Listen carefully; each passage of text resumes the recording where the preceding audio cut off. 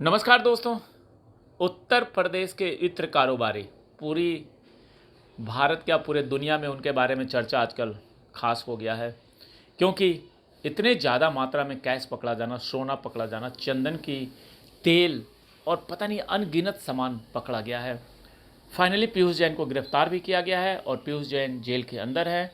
लेकिन जब कोर्ट के अंदर उसे पेश किया गया तो पीयूष जैन, जो कि इतने माल रखने के बावजूद 275 करोड़ के आसपास तो कैश बरामद हुए, वो स्कूटर पे चलता था, पुरानी गाड़ी पे।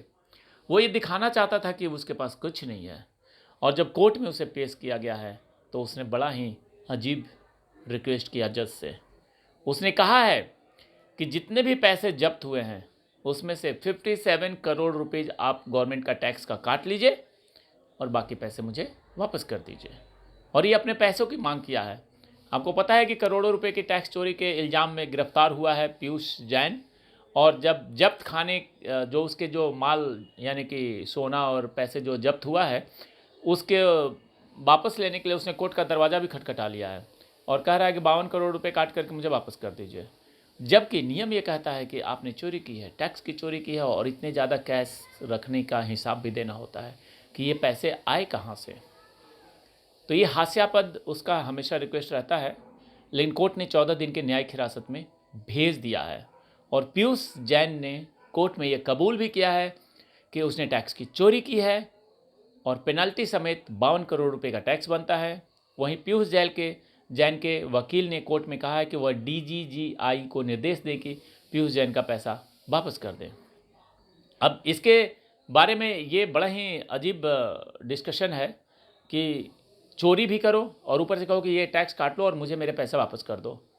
अभी तो इसमें पीयूष जैन को अभी कितनी भुगतना पड़ेगा, क्योंकि ये चोरी है टैक्स की और ये अपराध है और अपराध की सज़ा भी होती है, अपराध का दंड भी होता है। सिर्फ ये कहने से कि हमारे टैक्स के पैसे आप ले लो और बाकी मुझे दे दो, ये तर्कसंगत नहीं है।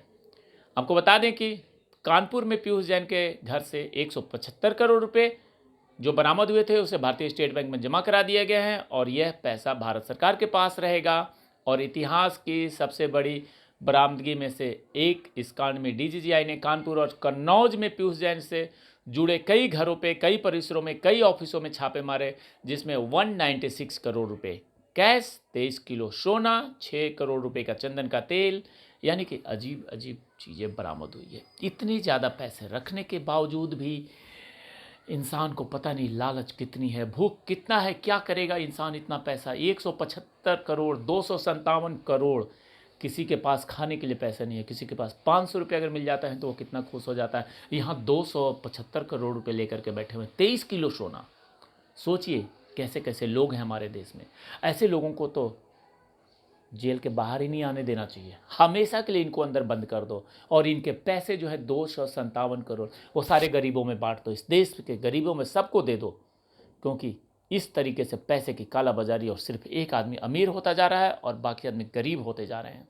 इन सारे चीज़ों पर रोक लगनी चाहिए और कड़े कानून बनने चाहिए कि कोई भी व्यक्ति आगे से ऐसी हरकत ना करे। जय हिंद, जय भारत।